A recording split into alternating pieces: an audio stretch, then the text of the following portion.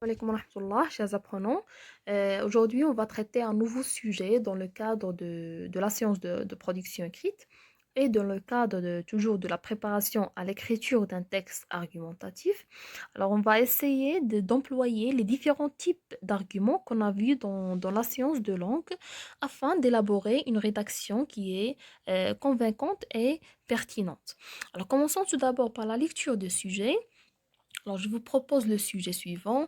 Les prisonniers au Maroc souffrent de l'état lamentable des prisons et de la maltraitance.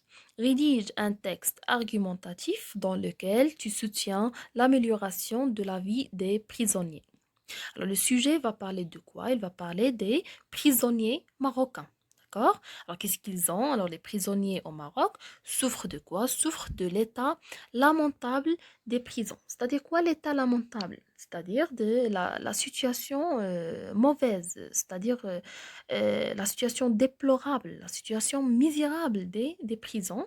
Et ils souffrent de quoi aussi? Ils souffrent de la maltraitance. C'est-à-dire quoi la maltraitance? La maltraitance, c'est le fait de maltraiter, c'est-à-dire de brutaliser. Il peut désigner la violence, il peut désigner la négligence envers les prisonniers. Alors, qu'est-ce qu'on doit faire alors? On doit rédiger un texte argumentatif dans lequel on doit soutenir l'amélioration de la vie des prisonniers. Alors regardez, faites attention, il faut analyser le sujet de cette façon pour éviter le hors-sujet. C'est-à-dire que dans cette rédaction, on doit parler de trois points essentiels. Alors, on doit tout d'abord faire une description de l'état lamentable des prisons, d'accord? On doit faire une description de la maltraitance, d'accord? Et on doit par la suite donner des arguments pour soutenir la thèse. La thèse défendue, c'est quoi? La thèse, c'est l'amélioration. L'amélioration de quoi? Des conditions de vie, c'est-à-dire lutter contre la maltraitance et le changement en mieux de la situation des prisonniers. Alors pourquoi je dis ça? Parce qu'il y aurait sûrement des élèves qui vont parler seulement de cet état, c'est-à-dire ils vont faire seulement une description de l'état des prisonniers sans traiter le vif de sujet. Et par conséquent, ils ne vont pas atteindre l'objectif attendu. Alors tout d'abord, on va concevoir le plan. Alors dans l'introduction, on va faire une présentation générale du sujet et de la problématique. Par la suite, on va traiter le premier point et le deuxième point qui est, on va faire une description de l'état lamentable des prisons marocaines et la maltraitance des prisonniers. Et par la suite, on va avancer des arguments qui soutiennent l'amélioration des conditions de vie des prisonniers. Et vers la fin, on va conclure, on va faire une petite synthèse avec notre point de vue personnel. Alors, dans le brouillon, je peux faire une petite présentation.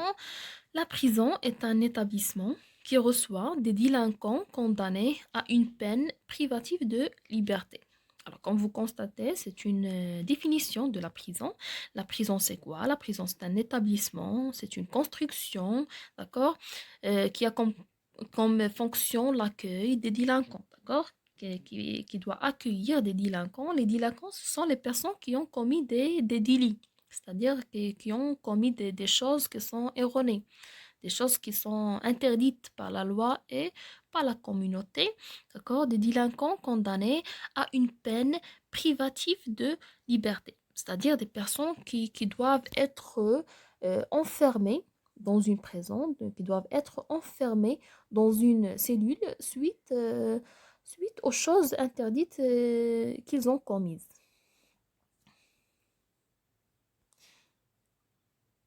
Alors, pour la problématique, on doit proposer la problématique suivante.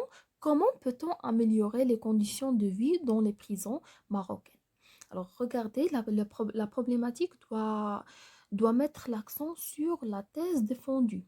D'accord? Alors, la thèse qu'on doit défendre dans notre rédaction, c'est l'amélioration des conditions de vie des prisonniers. D'accord? Alors, pour le développement. on va parler du premier point qui est l'état lamentable des prisons. Alors, comme premier constat à ce propos, on peut parler de surpeuplement. D'accord? Le surpeuplement, c'est-à-dire quoi? Le surpeuplement veut dire que la cellule, ou bien la prison, ou bien la construction comporte plus de ce qui est tolérable. Par exemple, un établissement ou bien une prison qui a une capacité d'accueil de 50%, s'il comporte par exemple 100 personnes, on parle de surpeuplement. D'accord? Et en effet, ce problème de surpeuplement contribue à quoi? Contribue au deuxième point, à la propagation, c'est-à-dire à l'expansion des maladies à cause de la contamination, comme le cas du coronavirus que l'on connaît actuellement.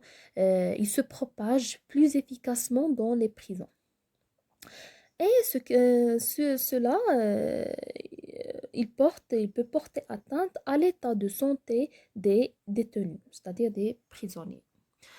Par la suite, on va parler de la maltraitance des prisonniers, c'est-à-dire on peut parler des lacunes relevées en ce qui concerne la relation prisonnier-garde ou prisonnier-administration en général.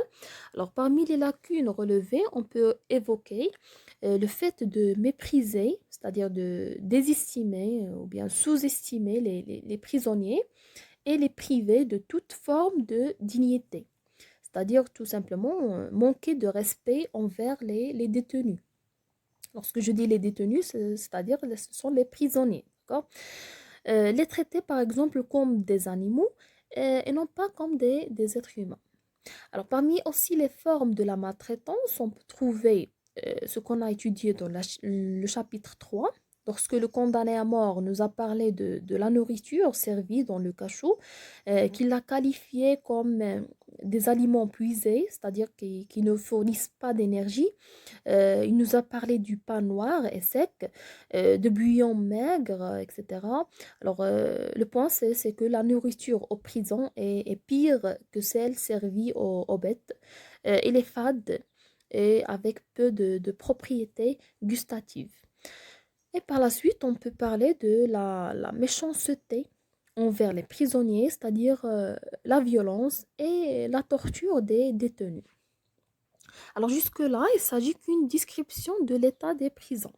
Alors ce qui est important, ce sont les arguments qu'on peut avancer pour soutenir l'amélioration de vie des prisonniers. Donc à ce propos, on peut dire comme argument, les prisons sont des établissements de rééducation. C'est-à-dire, ils servent à rééduquer les prisonniers. On peut dire aussi les prisonniers sont des humains qui ont droit à une vie honorable, c'est-à-dire ils sont des êtres humains, d'accord, qui ont droit à une vie qui est honorable, à une vie qui est digne, acceptable. Les mauvaises conditions des prisonniers développent le sentiment de rancune et de vengeance. C'est-à-dire le fait de maltraiter les prisonniers, ça les pousse à être hostiles, à être des personnes agressives, pardon.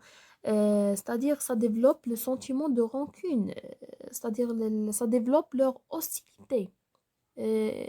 Et ça leur pousse à se venger, d'accord? Comme le cas d'un détenu qui a tué un gardien à cause de sa méchanceté avec lui. Alors, en se basant sur ces points, on peut obtenir la rédaction suivante. On peut dire par exemple, la prison est un établissement qui reçoit des délinquants condamnés à une peine privative de liberté. De nos jours, les conditions de la détention des prisonniers posent de plus en plus des problèmes sociaux, éthiques et politiques. Alors, comment peut-on améliorer les conditions de vie dans les prisons marocaines? Alors, dans le développement, on peut dire, comme beaucoup d'autres pays, le Maroc connaît lui aussi un problème de surpeuplement carcéral.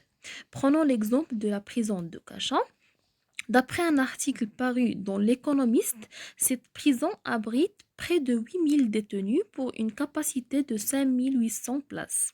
En effet, cela favorise également la transmission et la propagation des maladies et entraîne la détérioration de la santé des prisonniers. Alors ça concerne le premier point, ça concerne l'état des prisons.